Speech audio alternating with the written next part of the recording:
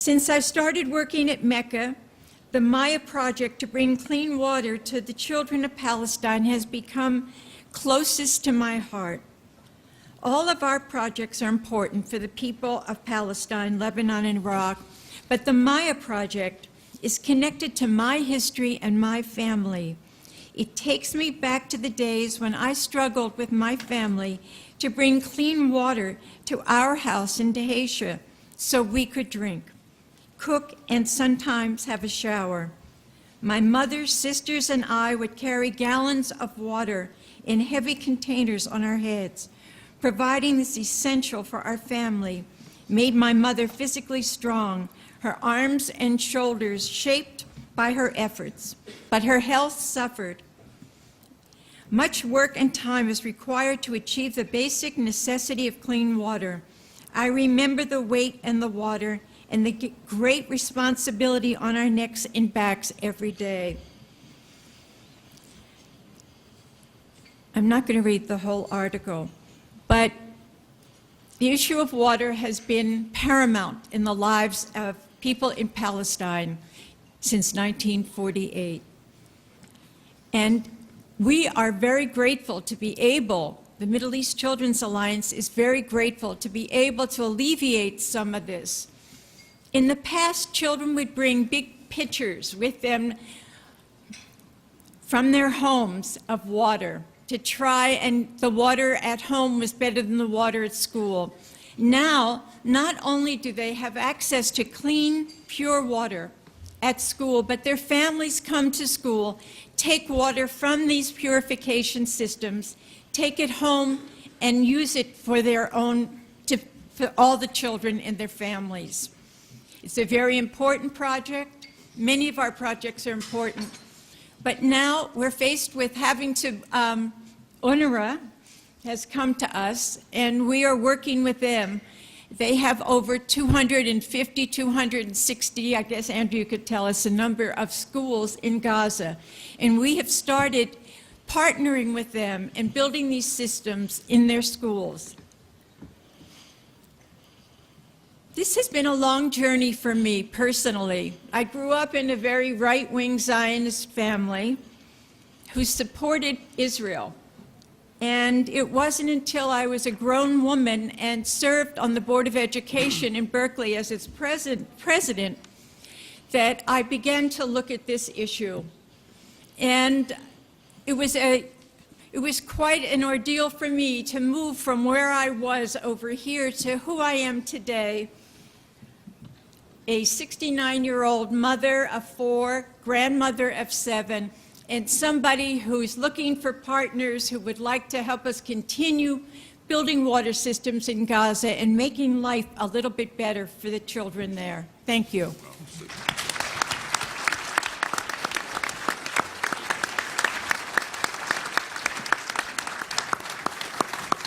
Thank you, Barbara, and thank you for what Mecca is doing. It's tragic to see that the most basic necessities of life are transformed or mutated into political issues.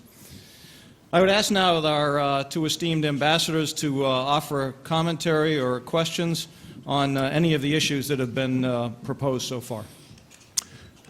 Thank you very much. If you allow me, I will start by thanking the Council for including me in this year's annual meetings, and to thank the panelists for their very insightful presentations.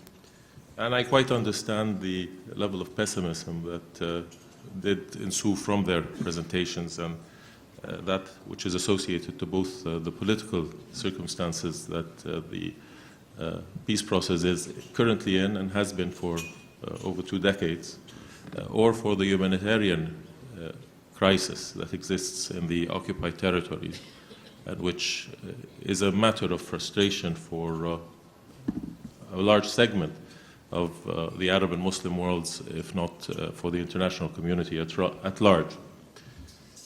But it is, I think, incumbent on us to, at the same time, try to be somewhat pragmatic and try to look to the future, and recognizing that, and I don't want to be presumptuous in the presence of Ambassador Orakat, to mention that the two-state solution and the aspirations of the Palestinian people still rest, whether in the occupied territory or in the diaspora, in terms of achieving that objective.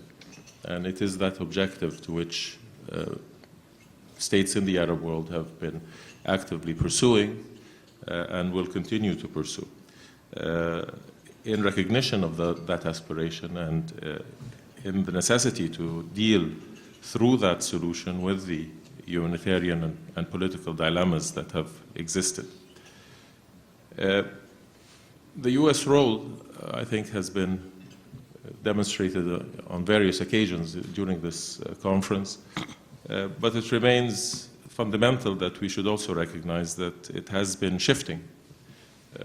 I was privileged the day before yesterday to attend the Task Force on Palestine, where the Secretary of State was in attendance, a matter in itself which is remarkable if we were to take into consideration the development in terms of U.S. policy towards Palestine, towards Palestinian aspirations, and towards even American-based institutions that deal with these issues. And then the content of her remarks were also quite pertinent and I think recognized issues related to the occupation. There was a recognition of the United States of the presence of an occupation and the need to end that occupation. And these are, I think, developments which should be also highlighted as important ones that do contribute to our common desire to find a political solution to this situation. The fragmentation of and policies demonstrated by Israel, again, have not been as readily accepted as maybe it was demonstrated by some of the panelists today. The international community does still adhere to international legitimacy and legality. And I don't discount that the effects of those actions might not be consequential in terms of the status or the conditions under which Palestinians live or under which the negotiating process continues, but it does remain a fact and must be also a positive one in view of our efforts to find a just and lasting solution to the Palestinian issue. On all of those counts, we can only share in many of the frustrations that have been indicated by the panelists, but that does not discount the fact that we must persevere, must find a way to raise the level of understanding of the desire of both here policymakers in the U.S. and around the world that the status should change, that the negotiating process should move forward. And again, the Palestinians have been striving for self-determination, and there is definitely, of course, a practical inequality in terms of the strengths of the parties, but does not discount also that the Palestinian and the Palestinian Authority does muster the support and is reinforced both by many of the Arab countries and the international community, whether the quartet or otherwise, in many of its negotiating positions. So I think I will stop at that juncture and leave the more pertinent comments to Ambassador Erekat. Just proceed. Thank you very much, Ambassador Shukri. It's a pleasure to be here today. Thank you, Bill. I'm honored to be with a distinguished group of panelists here who have really given you the actual picture and situation on the ground in both the West Bank and the Gaza Strip. I believe there are two important issues here that were covered by the speakers. One is the U.S. role and how the Palestinians and the Arabs in general are perceiving this role. Of course, as you all know, we have been very much encouraged when the Obama administration took over about the rhetoric and the statements that were made, and about their determination to see an end to the conflict, their determination to engage early, their determination or actually their description of the resolution of the conflict as being a U.S. national security interest.